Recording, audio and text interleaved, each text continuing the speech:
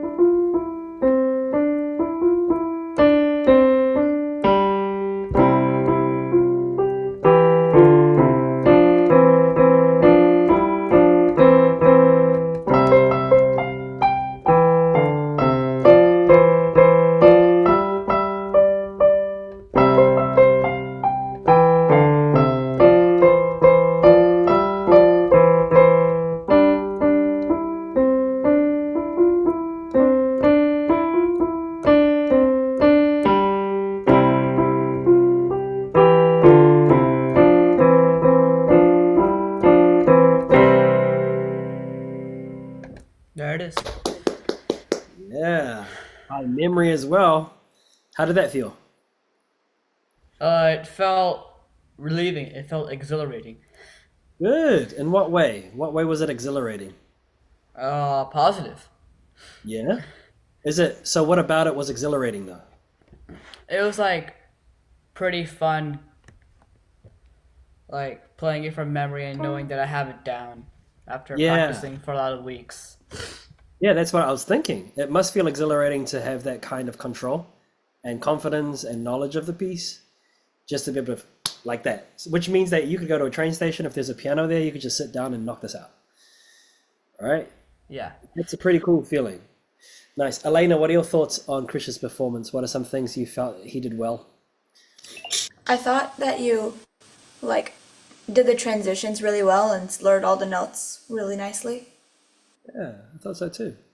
Thank you. Is there anything in particular that you'd suggest for him to look I on feel for? like that first part, like measures 1, 5, you could like make it go a little bit faster.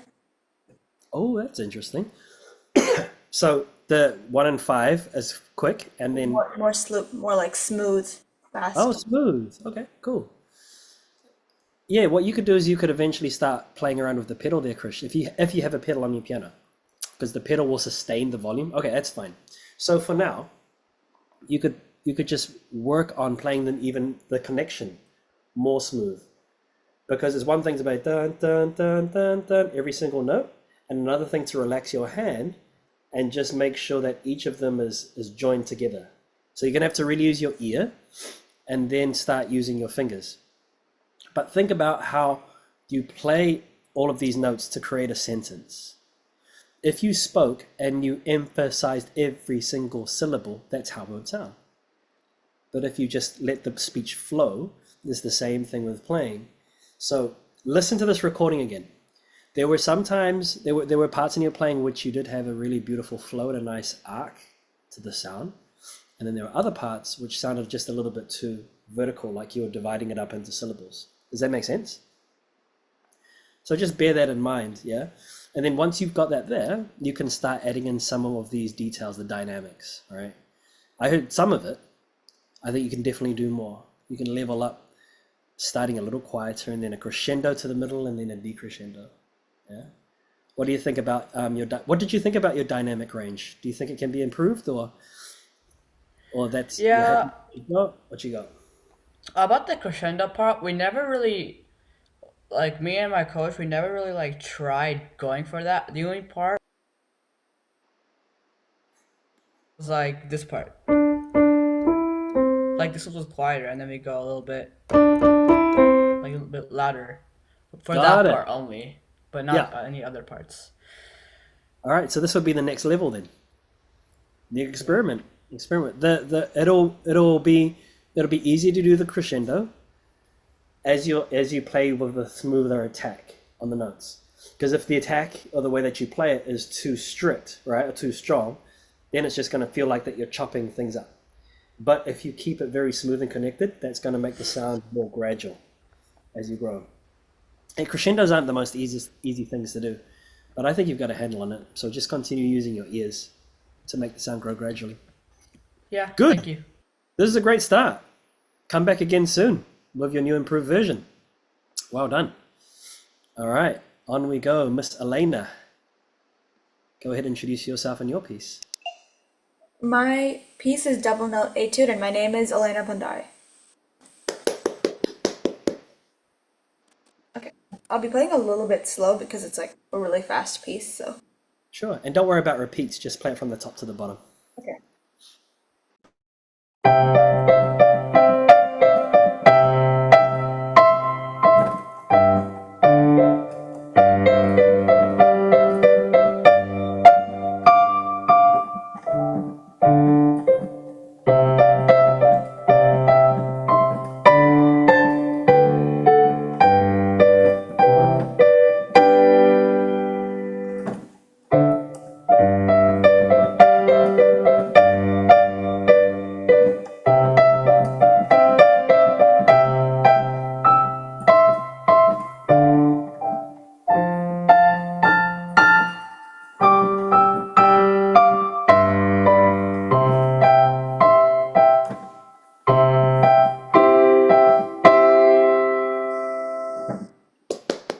Pretty good. Pretty good. These aren't easy to do, the thirds. Yeah, da, da, da, da, da. I thought you handled those pretty well. Yeah.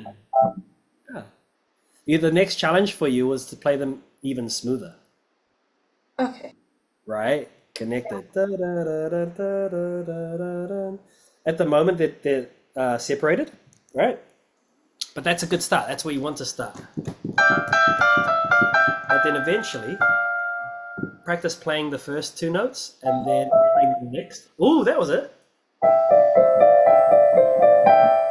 Yeah. Or you can use your foot. Pedal. But still, right? That's the sound that you're wanting to go for. Yeah. Without pedal. Yeah. I thought that the sound that you're creating, the articulation was really clear. The way that you played these, that's great. It made it sound like it was dancing. In general, the speed was pretty consistent. Yeah. There may have been a couple of points that you slowed down slightly, but in general, you selected a tempo that you can handle from beginning to end. What were your thoughts on that performance? I feel like I made way more mistakes this time than I did on any of my practices. Probably because it would have gone better for me if I was looking up at the sheet music more. But I also felt like I haven't learned practice this piece as much, so it felt kind of good that I felt like kind of good for somebody that hadn't been looking at that piece as much. So that shows how thoroughly you'd been practicing it before, right? Even after a break, you can come back, and the practice is still there. So that's good. That's a positive note. I would suggest as you practice this piece, be very clear about the movements that you need and the direction that the notes are heading in, so that you always have that in the background, right? It's kind of like if you're giving a speech, you're always aware about the next sentence that you're going to say, or a presentation in front of class, right?